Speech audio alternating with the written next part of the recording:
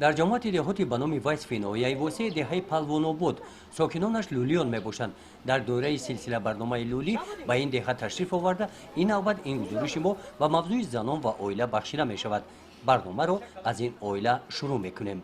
نادیده گرفتم نازیده اینه نادیده گرفتم لیکن نغز میبینم شکرانه 5 فرزند دارم نغز میبینم اکن 5 تا دارم شکرانه کلین دارم نوسه دارم. نگاهبین کودکان و تربیت درست آنها به دوش مادر گذاشته شده است. شکم سری کودکان هم مادرشان می باشد. همین خانه هم ده همین کجای هم ده مرده کلانه مرده کلان زنک چی کلان در خانه هیچ زنک هیچ کلان مرده کلان چی گپی که زن میگه همون کار میشود. خیلی وقتی که مبلغ در دست زن بودن در اون رولی اساسی رو مبلغ بوز میکنه.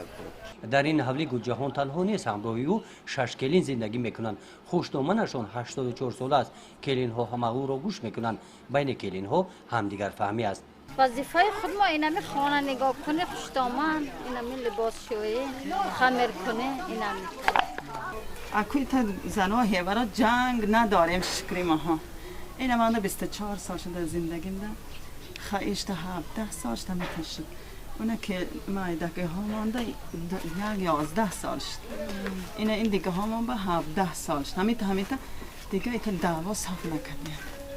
خیلی گودکا میکنن جنگ دعوا میکنن میگن پایش کنده با گودکان دیگه با زندگی هاشون با خودشون دوام میتین ما دیگه در پای گودکان نیستیم. خیلی اکو یا گیزله شبه میزنه گیزله نشبه با همتری مهربانی میکنه همه مردک همتری وقتی یک جا آمه گیزله شبه زنه کمتری زاره چی کنن گیزله کش ای سرش میرن اگر که مردک هم به سرش های تاسنه بعد میسن آخی مردک. زنان لولی فاصله بین تولد را رعایت نمی‌کنند. اینجا به نقشه‌گیری اویله رعایت نمی‌شود. سالمی مادر، فرزند و جامعه برابر حقوق مرد و زن اوید این برنامه‌ها معلومات کافی ندارند. در خصوص نکاح رسمی آنها سالهای آخر نکاح خود را به رسمیت می‌درورند. بسیار داشتم 4 تا بس 3 تا مالی 3 تا فرزند. بچه و دختر؟ دختر بچه همین سنت سالش تاجیک هم ده نما آدم های ما ده سنت سالش برسه بعد شو میکنن. آنها همین گونه نان میپزند زنان لولی. با همین طرز پختن نان را آنها از ساکنان محلی یاد گرفتند.